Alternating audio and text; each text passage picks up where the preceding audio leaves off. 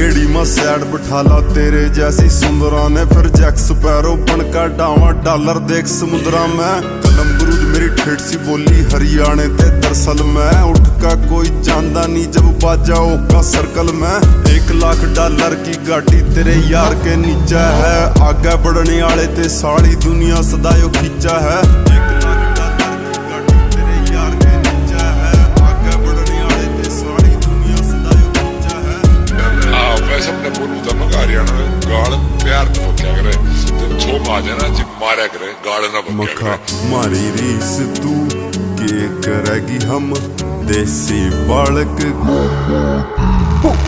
देसी बालक गामा के हम, देसी बालक गामा के।